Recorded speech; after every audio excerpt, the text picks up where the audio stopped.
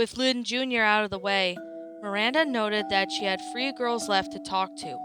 This would only take 2 sessions as she was having the twins come in the same room together.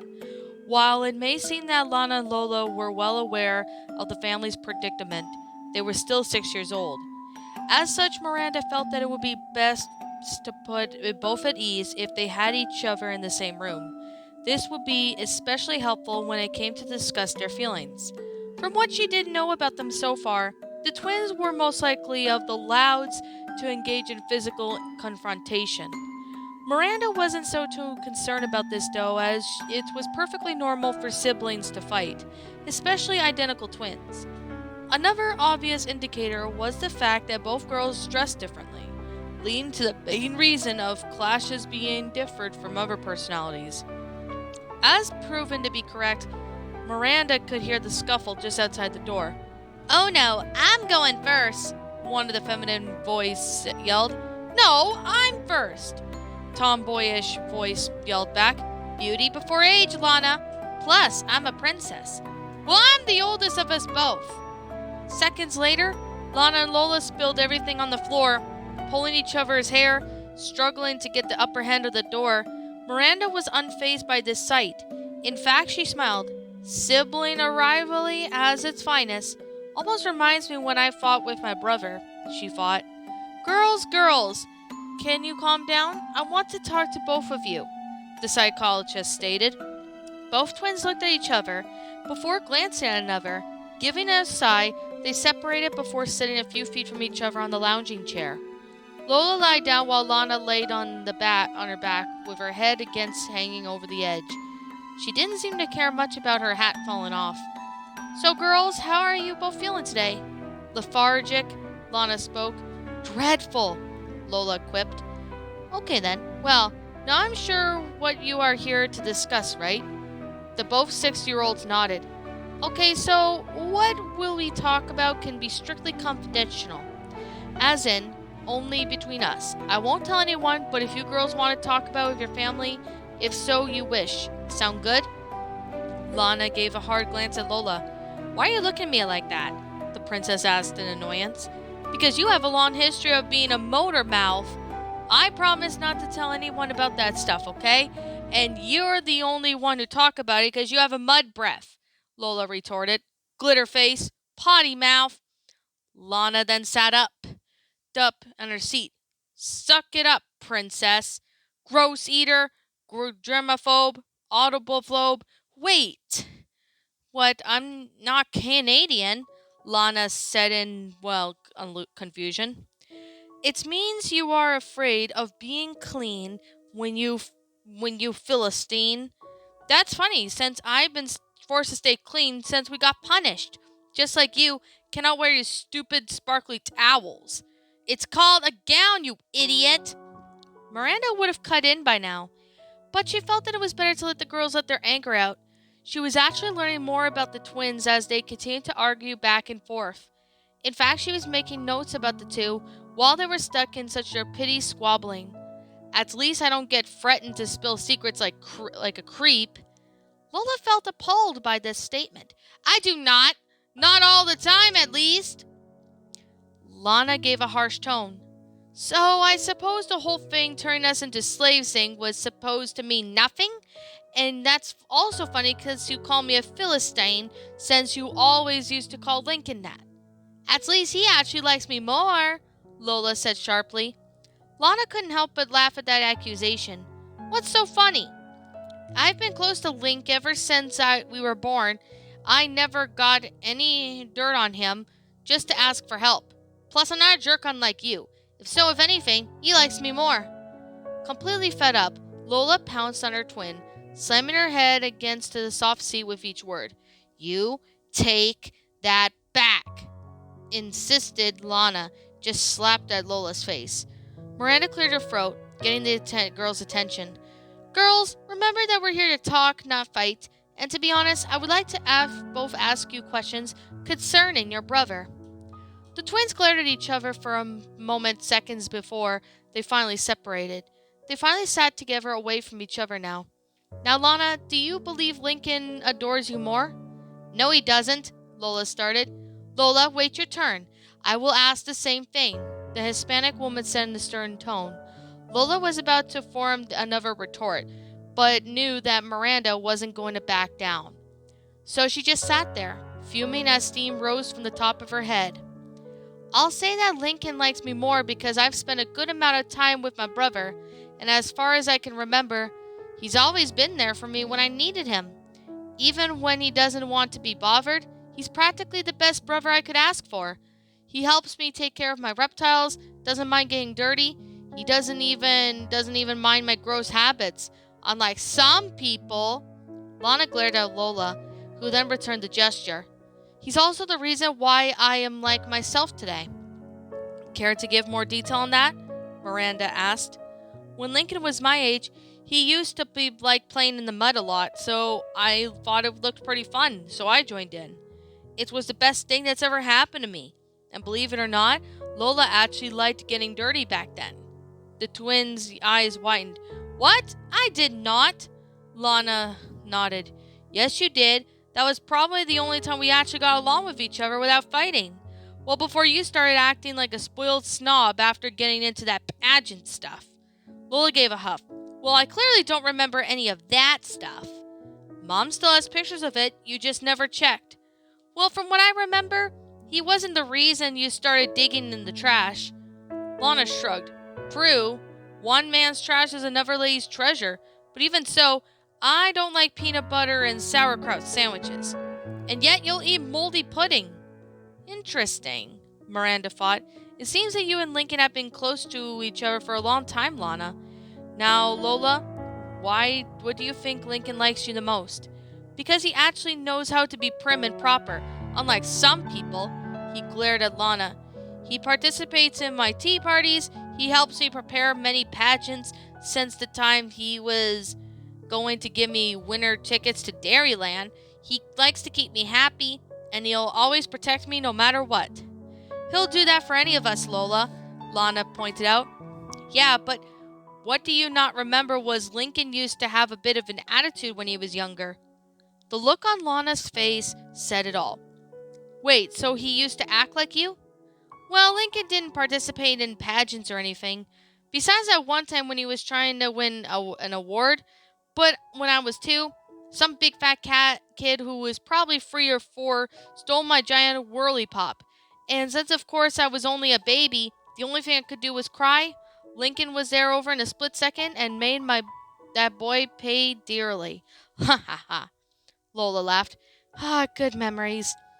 I don't think I was there when that happened. You weren't. It was at a park and you were back with Dad at the house. I think it was quite interesting that you both have different memories of your brother, Miranda spoke. Yeah, I guess we do.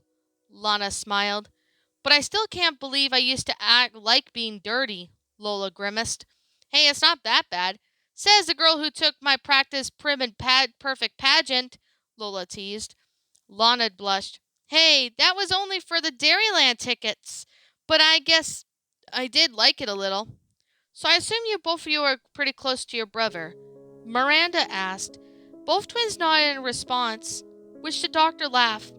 I expect no less than a group of kids like you, but it seems that Lincoln isn't close to both of you? Huh? The girls asked in shock. Given what you both said, Lincoln doesn't seem to be the type to pick favorites.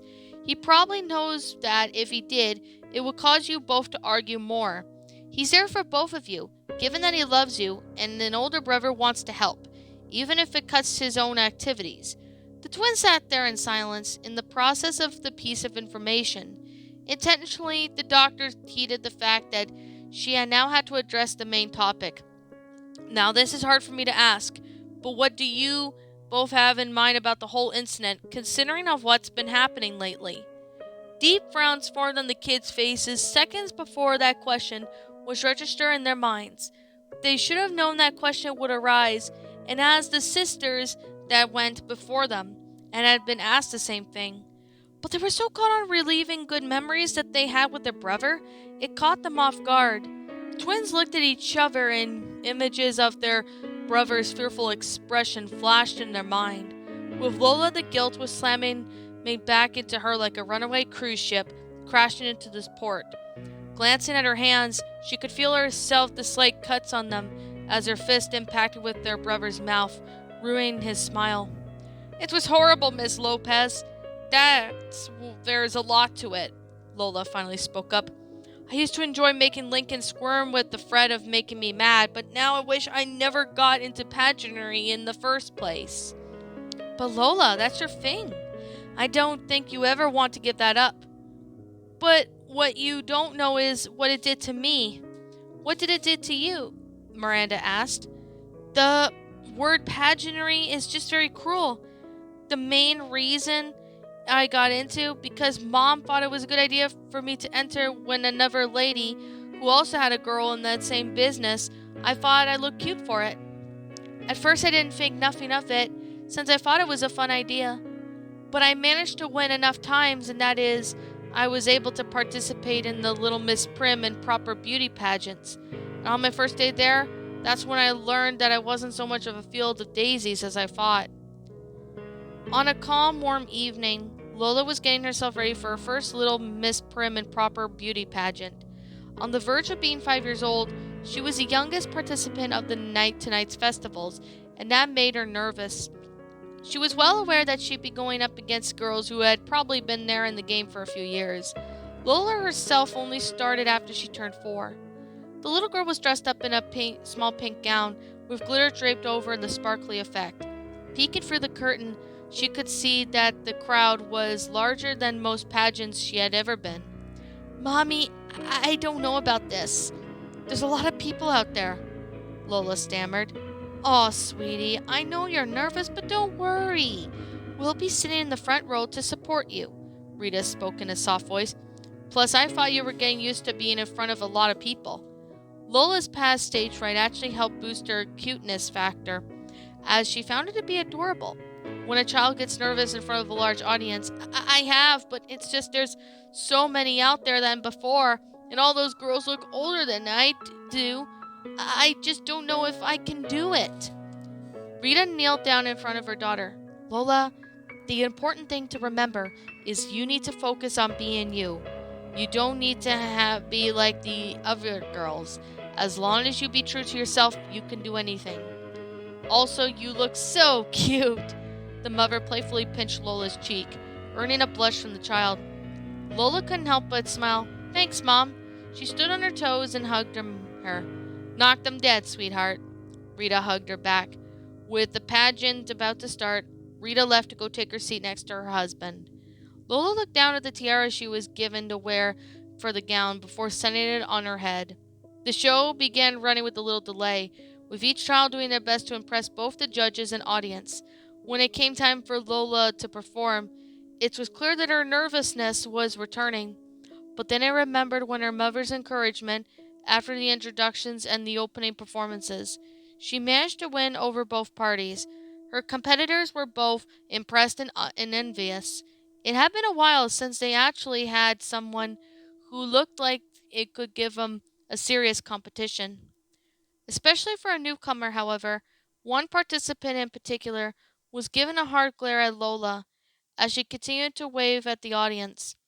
A 5-year-old redhead was wearing a pink frilly dress with matching tiara to match. The gazing hole at the back of Lola's head, she worked hard for her pageant theme for the last year and was to be way to the big Little Miss Prim and Proper. The girl couldn't even blow away at the competition, since the other girls didn't look as cute as she did. She didn't think much about it, Lola, when she first showed up, but when it became dear and clear, not only was Lola as cute as a kitten, but she also knew how to win over the judges. It became so clear that she was a threat of what needed to be eliminated. Since Lola was still pretty new, the redhead didn't know much about her, besides the fact that she made her name for herself in the pageant business. However, it was clear that Lola was still very nervous about being a big-time competition. After realizing this, the 5-year-old figured that she could play some of her insecurities. Lola came back behind the stage after she was given a generous applause, giving a sigh of relief. "I can't believe I nailed it. Maybe I am ready for this kind of thing." "You may be right," Lola saw the redhead girl that went out before. Oh, hi, Lindsay, was it? Yep, the one and only. Nice job out there, by the way. Thanks, Lola smiled. So, how long have you been doing this? Since I was 4 and I'm 5 now, so that makes me a year. Really? I'm almost 5, the blonde said happily. Cool, so you're ready for the next phase? Lindsay asked. What do you mean the talent phase? I got a pretty good staff routine cooked up. Lindsay gave a smug grin. A staff routine? You're gonna have to come up with something better than that. Lola then grew confused. What do you mean? The judges won't be impressed by the little staff routine. That's for babies. You gotta up your game. Otherwise, you're not gonna last long in the big leagues. Lola scratched the back of her head, but that staff routine is all I know. Welp, it was nice knowing you, Lola. Lindsay patted her on the back before walking away. Real winners know how to adapt, but I guess you'll be stuck as a loser. Lola watched the girl walk off. She knows that Rita had just told her just to be herself, but she just got the advice from someone who has been doing this stuff longer than her. She felt conflicted. Should she try something different or true to herself? She watched the other girls' routines as she had time before she had to do hers. The blonde was impressed by her singing, dancing, musical numbers, and even one girl did a mime act. Looking at her staff, Lola felt as if she was significant, even if she wanted to try something else. Was it too late to change, of course, especially since she was about to go on next. When her name was called, the Louds cheered for her as she was about to do her famous staff twirls. However, the parents immediately noticed something wrong. Their daughter didn't look as if she had the confidence in herself to put her heart to it. Unlike the previous times, her technique was a bit sloppy and poorly timed. To wrap it up, she accidentally hit herself in the mouth with the thickest part of the stick. Holding her mouth in pain, she gazed at it and everyone's reactions. It was mostly silent, a few crickets chirping, as if they were laughing at her. Before the judges could even score her, she ran behind the curtain in tears in her eyes. The other girls felt bad for her, but Lindsay quietly held a confident grin as she watched her handiwork work into the girls' restroom. In spite of the abysmal performance of her routine, Lola still won 4th place. Not a bad feat out of 10 contestants. Lindsay Sweetwater won 1st place during that pageant. However, Lola felt that she didn't have it any conference anymore to keep going, and it was like she was about to give up her pageant career. To make things matter worse, she hit herself in the mouth and knocked both of her baby insiders loose. She wouldn't come out of the twins' room for a couple of days after the pageant, despite everyone's attempts to try and cheer her up. What did get her out of the slump was the recommendation letter for her to participate in the next pageant. Then Lola was still lacked of confidence herself. One sunny Wednesday, her mother took her to the park in an effort to get her daughter to smile again. Instead, Lola continued to mope as she walked around the playground. As she was sulking to herself, she spotted a familiar red-haired short distance away from the other girls she didn't know. Seeing Lindsay Sweetwater, Lola grimaced and turned away from the jungle gym, wanting to get as far away from her as possible. However, she stopped when she heard their name mentioned. So, you think Lola was shaped up to win the next one? The wet red-headed scoffed. The blonde? Please. After the last pageant, she wouldn't stand a chance. After all, the only thing I had to do was to get her nervous enough to slip up, and if she starts getting confident again, well, I'll just give her a grim reminder of what she really is. Besides, she's not like she hasn't had any real talent. Lindsay then said in a mocking tone, making the other girls laugh. Yeah, that staff routine is so tragic, the girls sung out. And what they didn't know was that Lola had heard every word from them behind the metal supports. The little girl was just shocked and horrified by this realization. She thought Lindsay was a sweet, kind girl who gave her some friendly advice. Seems like she was only looking out for herself. Lola's right eye twitched as she felt overcome by the new emotion that felt so foreign to her. She had experienced irritation before, but this wasn't that. It was pure anger. She wanted to march over to Lindsay right now, rip her hair right out of her skull. She wanted to punch her so hard that her face would be permanently disfigured. Lola wanted to make everything in there just to make sure that the son would physically result and injure that girl. However, this was only the resort in the time of pain. Lola smirked at the very thought came closer to her, one that would make sure Lindsay would never do that when she come across the wrong person. Wow, so that's why you hate her? Lana spoke. She deliberately tripped me up, and I wanted to make her pay so bad, but I realized that if I attacked her physically, it wouldn't get her in the way I wanted to. So I decided to get her where it really hurts. Her pride. The next pageant, I approached her in a mock nervousness, letting her think that she had an easy win. But then I told her that I knew her plan, and she threatened not only to tell the judges about it, but also to the other competitors too. The look on her face says it all, and she knew that she has lost her edge. Not only that, I came in first place. And then you kept up winning more pageants? Lana asked. Exactly. It was so easy to maintain a winning streak, the doctor asked. To be honest, no. Some girls would try and blackmail me, or in some other cases attempt to bully me physically. Given how I fight with my sister, I can handle them. As for blackmail, well, let's just say I had to find some dirt to have leverage. Lola gave a stern frown. I didn't think the last part though, cause there are some things that are better left off unsaid, and the whole blackmailing tactic got very intoxicating to use. Miranda noted this down. Please explain. Lana was right. When I said I used my siblings as my personal slaves, they were holding a secret siblings club, but wouldn't let me in because I wasn't trustworthy enough. So I had to put a microphone on my tiara and learn all of their secrets and friend to tell our parents about it, the things they were hiding from them. All I wanted to do was fit in, and I went the wrong way about it. But at the end, you gain her trust by taking the blame for yourself. Lana smiled. Though to be fair with you, sis, you have ego problems. Yeah, I'm well aware of that. The psychologist tilted her glasses. Ego problems? I have a bit of blaming others of a habit for bad stuff when I'm also at fault. The more I kept winning, the more I kept being spoiled.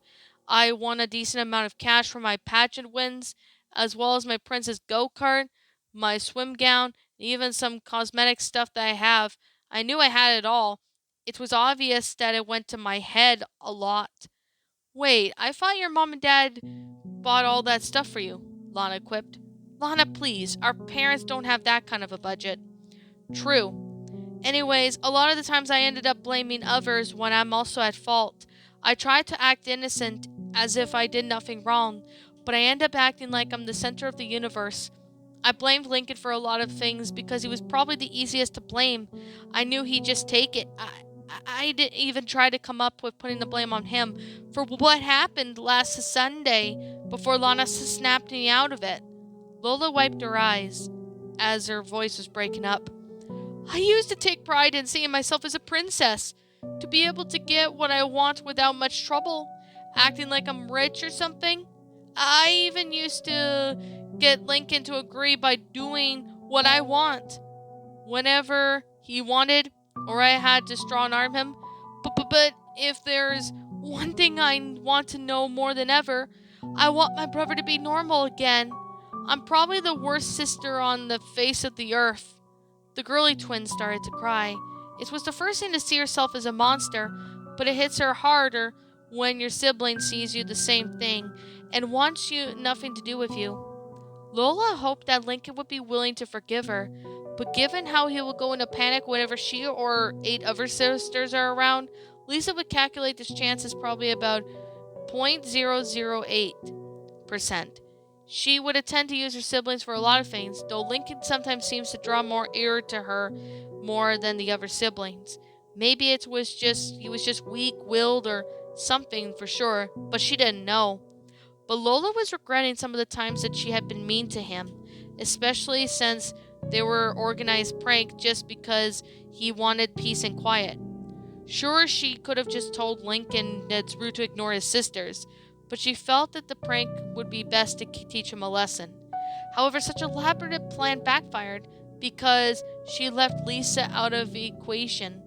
If anyone were able to label herself, and Lana, who was just as bad. Lola assumed people would automatically label her as a bad twin.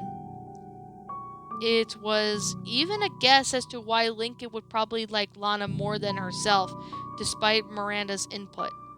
The tomboyish twin watched her sister continue to cry herself.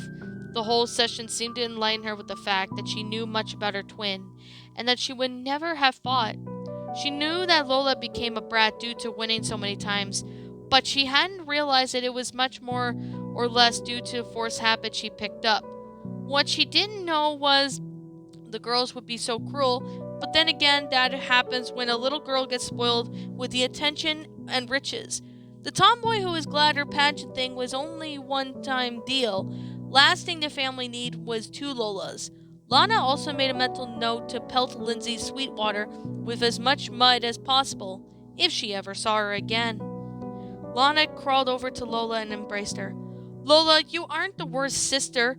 Yeah, you may be a brattiest, but not the worst. We still all have good moments, remember?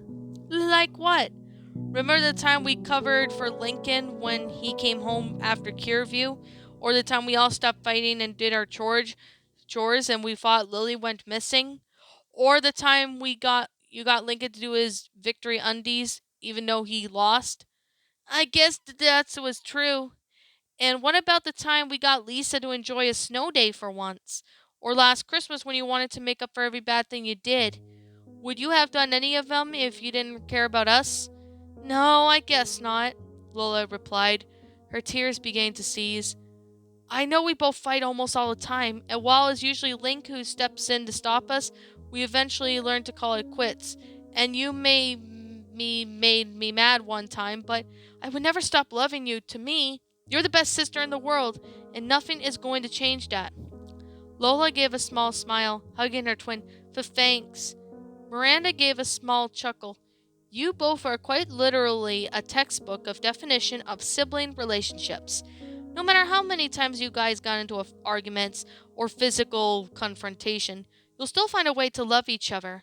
Not only that, it seems that you have both learned a thing or two from each other, which has brought you closer.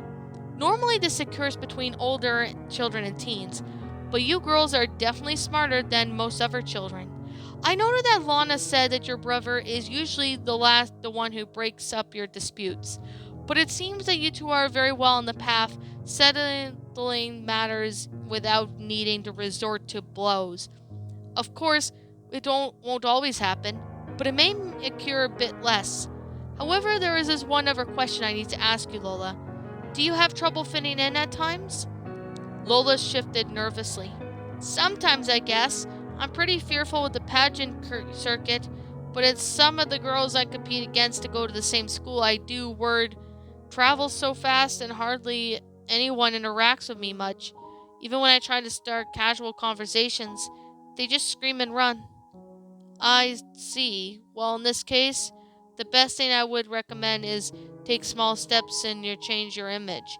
Making a few new friends can be difficult at times, but nothing breaks the ice better than trying to find a common ground. You could start at school or possibly at another of your pageants. That makes sense, I guess, although it's definitely going to have to be at school because I'm forbidden from doing anything pageant related for a while. The doctor gave a shrug. Where do I as a start? Do do you think Lincoln will ever love us again? Lola asked. Anything is possible, Lola. Not all fears last forever, but they tend to be difficult to overcome. When I last spoke with them, I sent a small message that would hopefully get them to think over. Fears tend to make people think irrationally. As such, they will make decisions based on instinct and not from thinking things through. So I guess that means there's a chance he might return to normal? Lana asked. Miranda nodded. Now, is there anything you girls would like to discuss? The twins shook their heads. Thanks, Miss Lopez. They ran up and hugged her legs. Oh, and just a note for you, since I know the last one's Lucy. She could be a real bummer at times, since she's always depressed, Lola stated, as both twins walked to the door. Lola noticed that Lana's hat wasn't on her head and spotted by the chair. She grabbed it and dusted off before returning it to her sister. Wonder who brought that on. Miranda nodded her head. She'd then spoken depressed with people before, and it usually resolves around said clients not finding any purpose in life. Usually these people tend to be teenagers or adults, but an 8-year-old emo? That's almost unheard of.